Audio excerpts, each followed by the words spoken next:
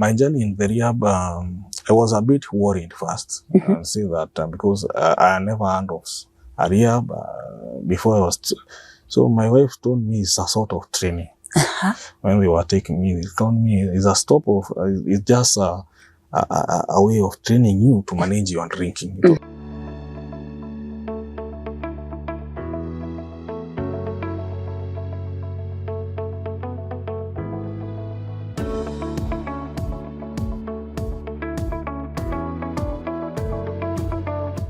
So when I went to the rehab, I didn't go to the rehab as I'm going to stop. I was going there to be trained on how to manage my your drinking. Yes. So that is when I agreed into it. So when I went there, I was a bit worried the first days because their withdrawal symptoms. The first 3 days, 4 days, it was a bit tough for me because I was even shaking. Yeah, so the withdrawals. Because there is no alcohol. Yeah, there is no alcohol. So, but the environment there, the welcoming of the people there, I was a bit at peace. So, for the first days, first week, it was a bit difficult for me. But with the teaching now, they took the counseling sessions with the counselors there. Now I began to understand the problem with me is the alcohol. That is now when it came to my mind. Now the problem I'm facing, all the problems I've been facing throughout, it's because of the alcohol. Because now they had explained to me that if you see someone doing this, not being able to manage, so all those things we are saying, actually they are the things I was doing. Look at the relationship gone wrong, check. Look at the financial difficulties because of the borrowing, check. The near death situations, check. So I looked at, that is the time now, just because we were given some time there, like an hour or so, to go and sit alone somewhere and meditate. So that's the time now I came to see clearly all the problems in my life. It's the alcohol, nothing else. Yes. If I be able to sort out the alcohol thing, then I think maybe I can be able to do 1, 2, 3 things. Because I didn't do for those years because I was employed in 2013 all the way to 2017. I could not show anything that I've done tangibly from working or in life. So my life was stagnant. No property, nothing. So I asked myself now, what I'll do, I would like to experience this program. They are saying these things are and they're affecting me. It's the same problem. Let me try and give my best and see how it works for me. So that is when now I took a step. I told myself now, I'll make sure that I've studied everything in the rehab, the program, the classes. I'll even write notes so that I understand completely what this program entails and all that. So I think that one helped me a lot. So it was a life-changing thing for me. And that is how now I came to understand the alcohol, the addiction patterns, and also the experiences, because we used to share also experiences there. Other people share the experiences, you find it's the same thing that you're going through. So I felt now, okay, we are okay now. Yeah, all of us have experienced the same thing. Whenever we are discussing with the other people you are there, the same issues, the same thing. So, so I felt now I'm okay. I'm at peace with these people because we have been experiencing the same problems. So from there, that is the time now I see now I work the program. And for me now, so up to now, my sober life is, I can't say I'm very happy because now I'm able to think clearly through issues. Yeah. Not like before. A part of stress, I go drink, the next day you see you're facing the same problem, you have not solved it. So for me it was a turning point. Yeah. And that is what encouraged me now to to work the program. Okay. Yes, and I stopped ignoring it, because you find so many people relapse or they get back into alcohol, not because that they don't know, but because they want to challenge the program and see that this one I can just do one bottle, and do 2 bottles. I was told not to go to places which may trigger my drinking, like bars, social peer people where they are taking parties, they are taking alcohol. But you find yourself say, I'll go there, I will be able to manage myself. Get there, you see, one is not star, I'll do just one, and I will not be able to. I'll be able to manage myself. So once they go there, they just relapse and get back to square one. So also relapse is a possibility. It's always going to, they always say the program is keep coming back. That's what they say? Yeah, the program keep coming back. If you find yourself now relapsed, you can always go back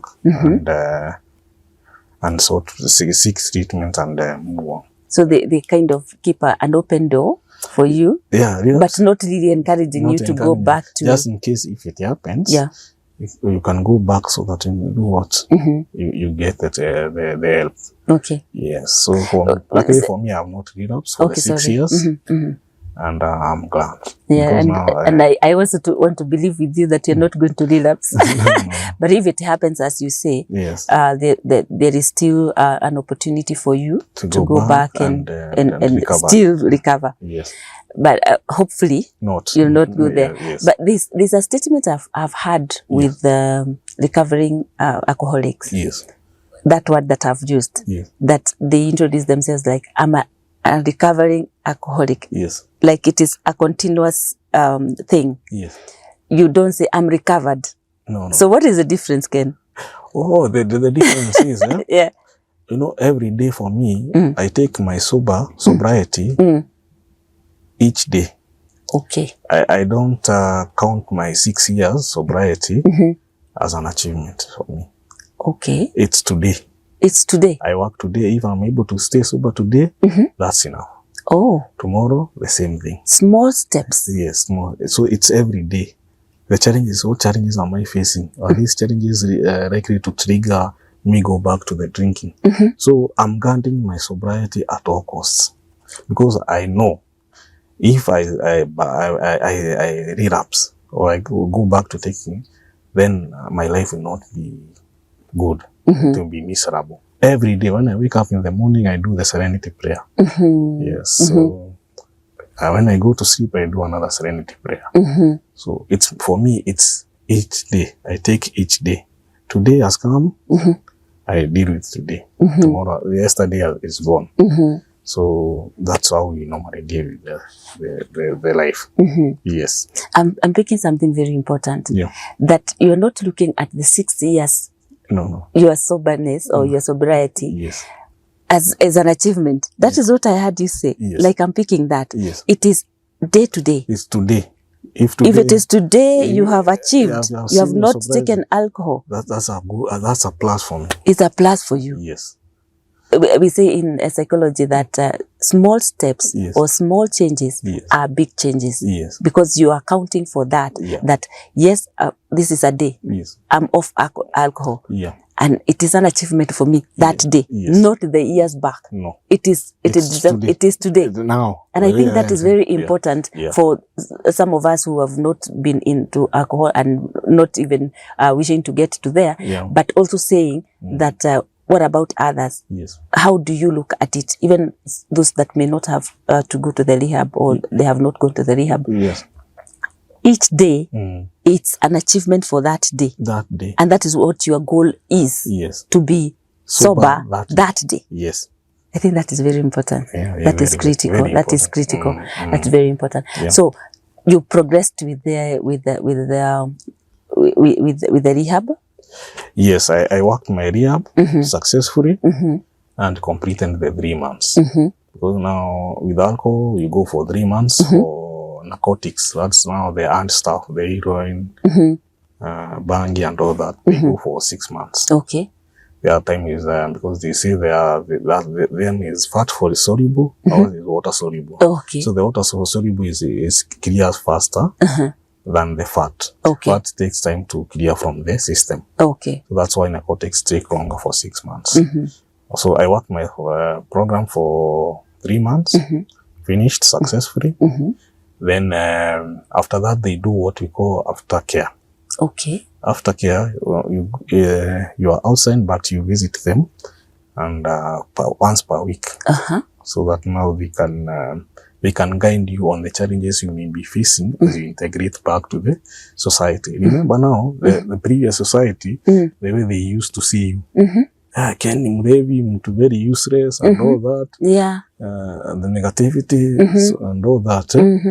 So people will try to, once you get back, people will try to make sure that wanakutest. Your cousin wanakuja hapo, they just buy drinks there, they just want to see you.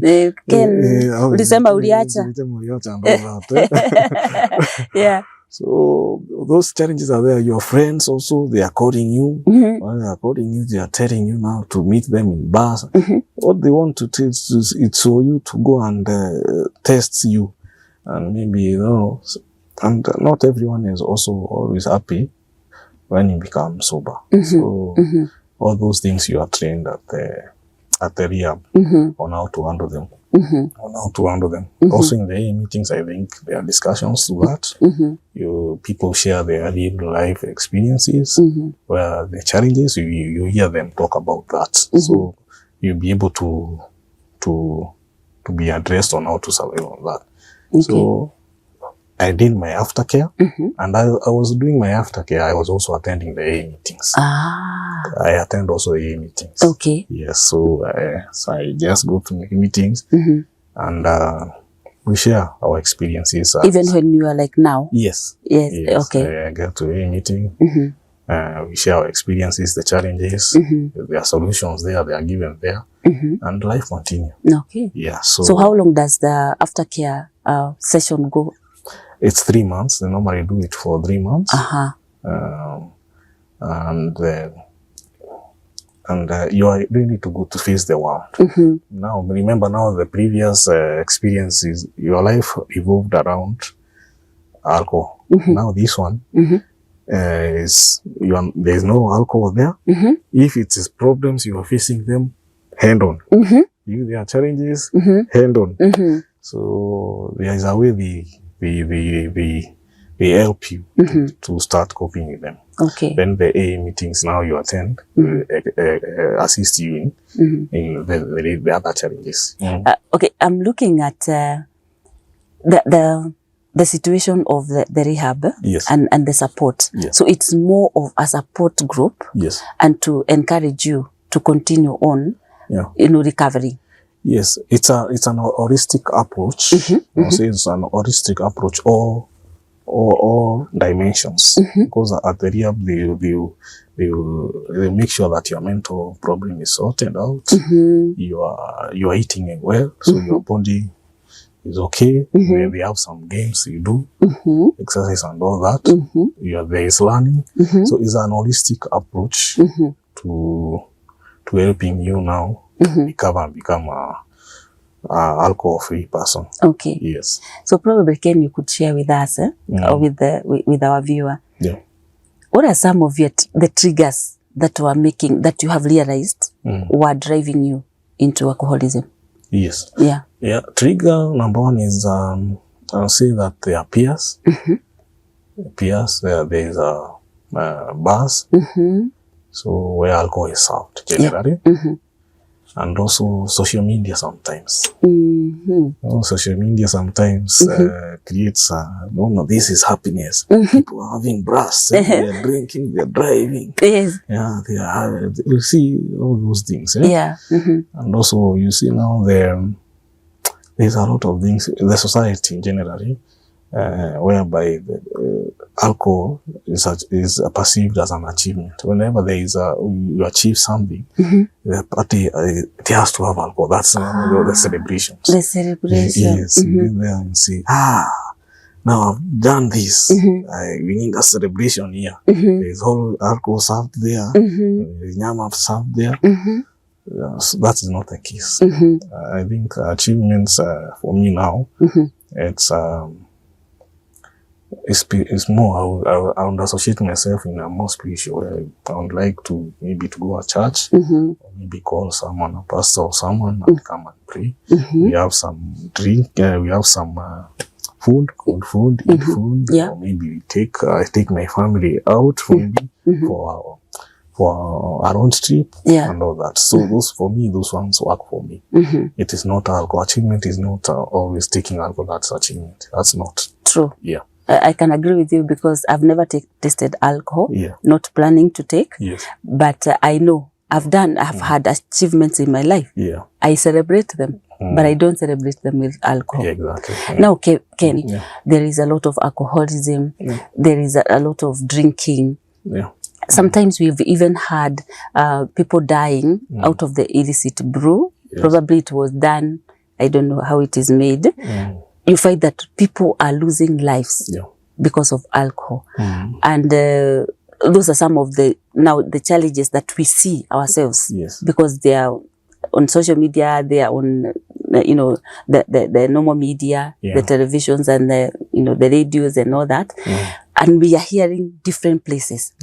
And of late, our deputy president is talking a lot about alcoholism and how to stop. And recently he was in I think in Central, and he was mobilizing all the government officers so that they can really get people to stop the alcoholism issues of bars and all that. I don't know whether you have a comment on that, those efforts. Yeah, sure. Yeah, sure I have. First of all, let me say it's a good step that the deputy president is doing in trying to sort out the problem of alcoholism and illicit abuse in general in the Mount Kenya region. Yes, the first thing is that the government should do is eradicate the illicit abuse.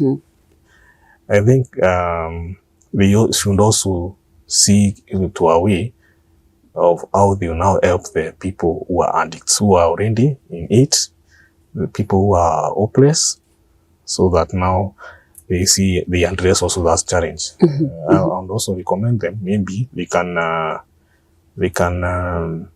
strengthen the NHIF, so that now the addicts can use as they do their recovery. They can also maybe seek and see how they can work with the AA Kenya, AA Kenya, and see if they can be able at least to have facilities around the country, not only in Nairobi, because most Nairobi, Mombasa, the major towns, they can see maybe they can have facilities maybe at the county levels, to the villages, so that now people can get to be attending those AA meetings, people who are struggling with alcoholism, and also passing the information to them, to the place where they can meet, maybe for an hour a day, and help each other. I think that one would work very well. As they are doing the fighting of the illicit abuse, they also look at the person who is already in it. Yes. So, because they normally say that with alcoholism or addiction, you find yourself in three places. Number one, they normally say you find yourself in institutions, those are hospitals, rehabs. Number two is jail. How the jail comes? Because now, when you don't have money, you may think of stealing, so that you get money for drink. In that case, you get the wrong arm of the law. The police will arrest you and prosecute, and maybe you get to jail. Number three, it's death. The way you have seen. So, addiction and alcoholism generally, they are three things you are getting into: institutions, jail, or death. So many people have lost life, as you have seen, into alcoholism. Many, maybe some, if I may say, not because they were drunk. Maybe the driver who was driving the car, maybe a matatu or so, was very drunk. So you find some innocent souls also lost in that particular. True. Yeah, so there are those cases, there are those ones now who are taking alcohol, they damage their health, they die. Yeah. And all that, maybe they are hit by car or they're drunk and all that. So for me, I think that's an holistic approach to solving the problem of the addiction in Kenya. Whatever the deputy president is doing is a good thing towards solving the problem. So that at least the youth, who are majority who are doing that, can be revived back to productivity. Yes. As families, what should we do so that we can support somebody who is willing to recover, and not only those that are willing, those that probably are not aware that they are alcoholics, and we see that they can be helped. So those two ways, those that are willing and those that may not even be aware that they're in it. Yes, that's a good question. From my experience, I would say that now most families, there is a person struggling with alcohol or addiction. In almost every family, almost 90%, that's what I say. In a home, we find that kuna case fulani iko mahali, kuna mtu fulani kwetu mambo yake endi vizuri because of alcoholism and all that. Them, they are in denial. For them, it's a disease. As we are seeing that these are disease, but to them, they are in denial. Hapana, I'm okay. I'm okay. To them, they are okay. But to us, because we can see, they are not okay. I think the approach is try to pass the information and also encourage them to do the AA meeting, because it's free. Maybe you can encourage, look at the AA schedule, try to let the person attend, because they are an AA session, meeting. You just attend, there is information, they see it. Maybe from there they can maybe get enlightened. Even not that, maybe you can use, maybe sometimes people use even force, take people to the rehab. And all that, the cases which are, you see, they are very worse. So let us not condemn also the alcoholics, because it's a disease. They don't know. Sometimes people are condemned. Huyo ni mlevi, huyo ni kuna kitu iko hapo and all that. So they build that negativity and say, in this house I'm not valued, in this house I'm not done. Let us support them. Again, as we come to the close of this session, you have been sober for 6 years, and with the goal of daily sobriety, being sober daily, not the past achievements. What have you been doing to help other people become sober like you are and recover from alcoholism? Would you like to look at the camera and just help, say something to them? Mine is generally to pass the information to the alcoholics and to the general public. What we are doing right now, the show, is we are sharing our experience as alcoholics, so that now the information we give them can impact and help a person who is struggling with the alcoholism, and also the parents, the families, and the society at large. And I also I talk to one person. Maybe I see a person struggling with alcohol. I try to walk the journey with him or her. Yes, there is also the aspect now of visiting rehabs and trying to encourage the people who are there, the patients who are there, who are working the program. So, I believe by doing that one, I'll be helping the people who are struggling, or who are struggling as I was once struggling.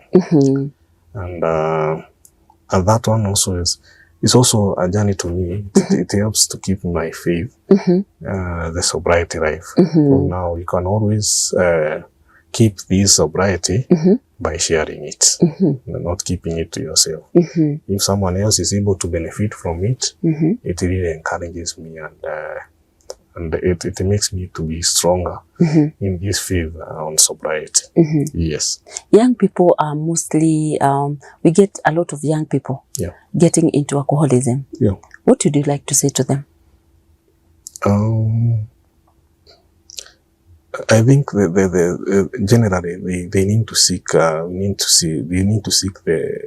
information on their advantages, and also let them involve themselves in productive activities.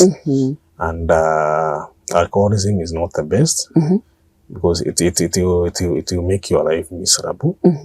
So it's all about the fancy and all that. And I think the information and whatever the government is doing now, they will change their perspectives from the it's alcohol, everything it's about alcohol, arriving, enjoying this alcohol, to more productivity to the nation and also to them.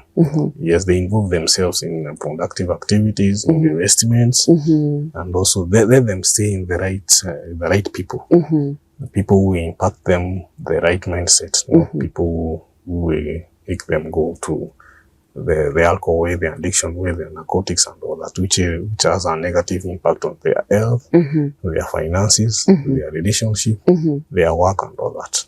Yes. Thank you so much, Ken, for sharing your journey from childhood alcoholism to now what you are now. The 6 years. I keep repeating 6 years, and not because you've said that it's not something, it's not an achievement. So for you to help you to move forward, you look at it. Yes, there are 6 years, but my goal is that particular day. If it is today, it is today. I've achieved it today, not tomorrow, not yesterday, but today. And I think that is a very important aspect in the recovery. And one thing that I'm picking is that there is hope. There is hope for somebody to recover or to continue being, to continue in the recovery journey. And different people have different situations. And I would also like to share with our viewers and ask if there is one there, you are in the journey of recovery, like Ken, and you'd like to be hosted. I host you on this show. Kindly, I would like you to contact us on 0114 404 200. WhatsApp us. Share your story, because I believe when we share our testimony, our story, our journeys, they are going to encourage somebody else. Situations are different. Ken, it was a childhood experience from the family. Yours may be different, and we will be glad to host you so that you can also be an encouragement to many. He's accepting to share, to disclose, and to be exposed to the world. It is going to touch lives. It's going to help people. So if you are willing to touch lives, to help people so that they can be like you, recover from alcoholism, which is a disease, and we accept it is a disease, and we are here to help you so that you can also, for those that are still struggling with it, they can also have to see the light of day and be able to do better things, plan their families, have families, do their work well, be productive at work, be productive in different relationships that we are having, so that they can be able to become people who can be trusted with responsibilities. Because sometimes when somebody is in alcoholism, people don't give them tasks because they say, hataweza, they will not be able to do that. But I believe that by sharing your story, by sharing your testimony, by sharing your journey, you'll be able to touch another person. And before we close, I will allow Ken to give us a parting shot. Yes. What is your parting shot, Ken? There is hope at the end of the tunnel for the people struggling with alcoholism. It is possible for you to recover and to become a productive and an important person in the society. So seek help, and about what I've discussed about, try to talk to the members who are affected in the family, support them, and don't see them as a bother, as a useless person, trying to encourage them and also to work the program, either attend the AA meetings or take them to the rehabs. And there is hope that they can change just like me. Yes. Yeah, helping other people get out of alcohol and any addiction is a process. And I would like to encourage you, if you're in alcoholism, if you're an alcoholic, there is hope. It is possible for you to stop and become like Ken, the one that we have been having in this show today. What I would like also to request my viewer is that if you're struggling with alcoholism, if you're struggling with an addiction, you can get in contact with us. The number that I've shared, 0114 404 200. You can just text us and we'll be able to reach out to you. Secondly, if there is an area, my viewer, that you'd like me to get guests to host, an area in life, any area in life, any person that you'd like us to host here, you can suggest, you can also text us on the same. And I would like to say and welcome you to my YouTube channel, Health Now Show with Jane Karaoke is your health friend. When we look at all these things, when we were listening to Ken, he was talking about he was very thin because he was not eating. His health was affected. He had depression, anxiety, and all those kind of things. We are here for you. And as our show tag says, it's your health friend. Follow us on our YouTube, Facebook, Instagram, TikTok. We are all there for you and we are ready to walk with you this journey. So I'll be waiting for you to text me and say, I would want to come and share this area, that you help other people. Because the minute we expose ourselves, the minute we share, we are actually touching lives. So if we are generous enough, let us come out and share the way Ken has done today and other guests that I've been having in the past. And until next time, thank you very much. Stay sober. Thank you.